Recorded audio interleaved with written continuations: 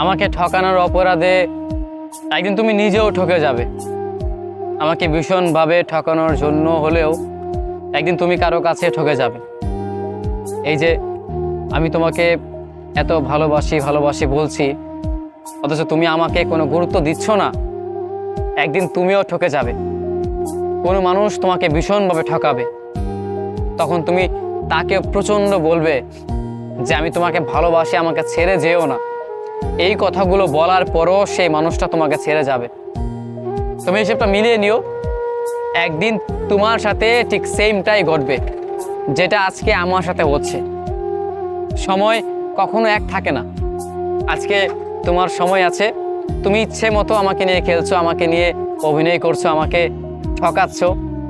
একটা সময়ের পর দেখতে পারবে কোনো এক মানুষ তোমাকে নিয়ে খেলবে, তোমাকে নিয়ে অভিনয় করবে, তোমাকে ভালোবাসবে না, ভালোবাসার বিনিময়ে তোমাকে অবহেলা করবে।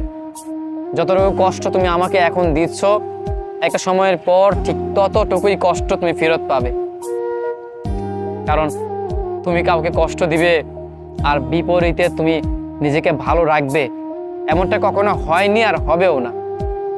কোনো মানুষ এই কাজটা করেছে যে একটা মানুষের হৃদয়ে কষ্ট দিয়েছে, একটা মানুষের মনে ব্যথা দিয়েছে, আর সেই মানুষটা অনেকটাই ভালো আছে, নিজেকে ভালো রেখেছে, এমন মানুষ কখনো খুঁজে পাবে না। হয়তো তুমি তখন বলবে না, কিন্তু ভিতরে ভিতরে তুমি প্রচণ্ড কান্না করবে, তোমার হৃদয়ে ব্যথা জমে যাবে। তুমি সেই কথাগুলো, সেই ব্যথাগুলো কাউকে বলে বোঝাতে পারবে না। একদিন তুমি আসলেই অনেক কষ্ট পাবে। জানো আমি কি চাই? আমি চাই মাঝে মাঝে যে এই কষ্টটা তুমি না পাও, কারণ এই কষ্টটা হয়তো আমি সহ্য করে নিয়েছি, কিন্তু তুমি কিংবা তোমার মতো মানুষগুলো কখনো এই কষ্টটা সহ্য করতে পারবে না। এই কষ্টের মূল্য কখনো কেউ দিতে পারবে না।